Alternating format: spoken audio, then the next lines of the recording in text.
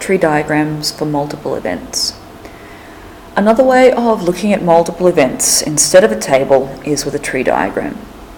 So if I'm tossing 2 coins, I could do a table. I've got the options of heads and tails. I have the first coin and the second coin. Could get heads, heads, heads, tails, tails, heads, tails, tails, 4 different outcomes. Or I could set up a tree diagram. So in a table, I put the first outcome, or the first, event here, the first experiment, and the second one here. In a tree diagram, I start from a point. My first branches branch to the possible outcomes for the first event, first coin. Then what a tree diagram is saying is, I'm looking for the combinations of outcomes that could happen. If the first coin was a head, when I get to the second coin, what are my possible options? That's also heads and tails. If the first coin was tails, what was the second coin's options? Well, that was also heads or tails. And then after that, we put an outcome. So overall, I could get heads, heads, heads, tails, tails, heads, or tails, tails. So it's just another way of setting out multiple events. Sometimes a table is easier, sometimes a tree diagram is easier. Now, you did this in year 9, but what we can start doing is adding in probabilities on the branches. When all the outcomes are equally likely, that's not so helpful, but we'll just illustrate it with this. The chance of getting heads or tails is half each. It stays the same for this. And it is worth looking at the multiplication that gives us the probability of the outcome along the branches. So the probability of getting 2 heads is found by multiplying the probabilities along those 2 choices. The chance of getting the first head is half, the chance of getting the second one is a half, and that is a quarter, which is exactly right. We can see from there it's 1 out of 4. Because we can see that because all these outcomes have equal probability. So the chances of getting heads then tails is again 1/4 because they're multiplying along. But if we want the probability of multiple outcomes at once, so for example, the probability of getting 2 different coins, then both that outcome and that outcome would satisfy that. So the probability of getting 2 different coins would be a quarter plus a quarter, which is a half. So I don't know why we're not focusing here today. I'll stop using this pink pen. So, to get the probability of each outcome, you multiply along the branches. To get the probability of multiple outcomes, you would add their individual probabilities. So, a couple of, there's quite a nice explanation on page 536, I think, of why this works, if you're interested. The big tip with tree diagrams is to make sure you know what event 1 is and then what event 2 is. Boxes A and B contain 4 counters each. Box A is 2 red and 2 green. Box B contains 1 red and 3 green. First we choose a box at random. So my first event is box A or box B, and I label it. This is the box. Then my second event, no matter what box I chose, is to choose a counter. And my options are red or green, but they're not equally likely. So my probabilities go equally likely for the boxes. I'm just choosing 1 box out of 2. If I choose box A, then 2 red, 2 green, so it's equally likely for those. If I chose box B, then there's 1 red out of 4 and 3 green out of 4. So when you work your way across the outcomes,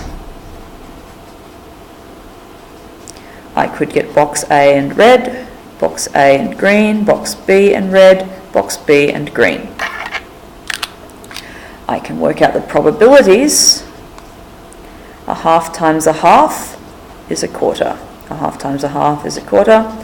A half times a quarter is 1/8. A half times 3/4 is 3/8. And of course, if you check the sum of that, that would add up to 1. So that is your tree diagram. You can show the working for these on that. And then you might get asked simply for the probability of selecting box B and a red counter. Box B and a red counter, 1/8. If you were just asked for the probability of selecting a red counter, then there's two outcomes that would give you, two outcomes that would give you a red counter. That would be box A and red and box B and red, and you would add the probability of those.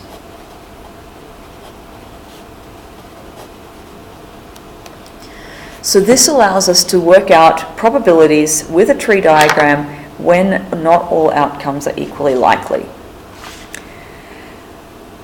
We also do need to be able to use a tree diagram with and without replacement.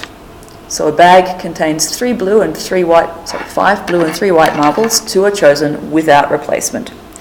Your options are: first marble could have been blue, could have been white. Probability of a blue marble is 5 out of 8. Probability of white marble is 3 out of 8. Your second marble is chosen. Now, if I got a blue marble on the first one, then it's not replacing. I haven't put the marble back in the bag. There's now only 7 marbles in the bag, so I should still get blue or white. But there's only 7 marbles in the bag, and we lost one of the blue ones, so there's now 4 out of 7 is my chance of getting a blue, 3 out of 7 is my chance of getting a white one. If I'd got a white marble, then there's still only 7 marbles in the bag now.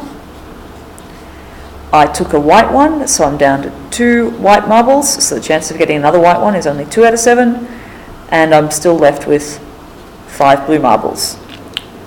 So when you work out your outcomes, I could get 2 blue, I could get blue white, white blue, white white, and the probability multiplies. If it's not as easy with the fractions, it's a very good idea to write your working. 5 over 8 times 4 over 7.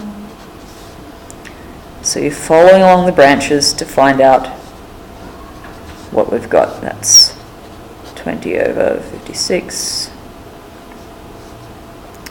Where was I? 5 over 8 times 3 over 7. 15 over 56. 3 over 8 times 5 over 7, following these two branches. 15 over 56. And the last one, 3 over 8 times 2 over 7. 6 over 56.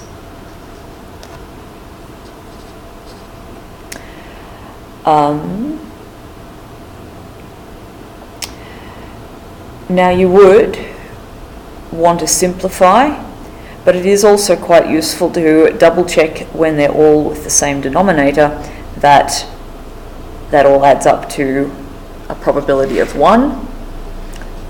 So what can I simplify? That one and that one. And if I had to add probabilities, that means you've already got your common denominators.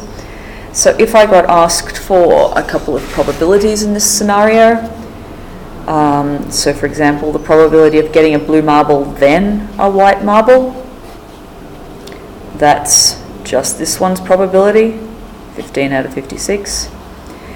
The probability of 2 blue marbles, Again, there's only one way of getting 2 blue marbles, so it's just 5 out of 14. The probability of getting exactly 1 blue marble. So I could get 1 blue and 1 white that way, or 1 white and 1 blue that way. So there's 2 different ways of getting 1 blue marble, so that adds these probabilities. 15 over 56 plus, so that's 30 over, 56, which would simplify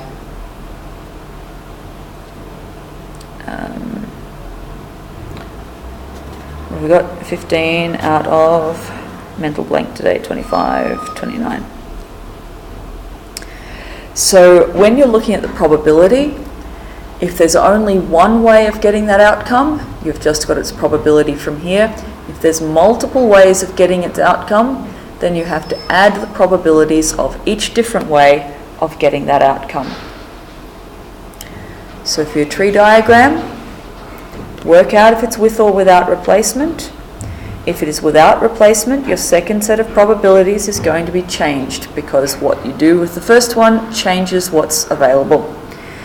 Set it up with your first set of outcomes all branching off, and then your second set of outcomes branching off. If I got a blue marble, then what are my options?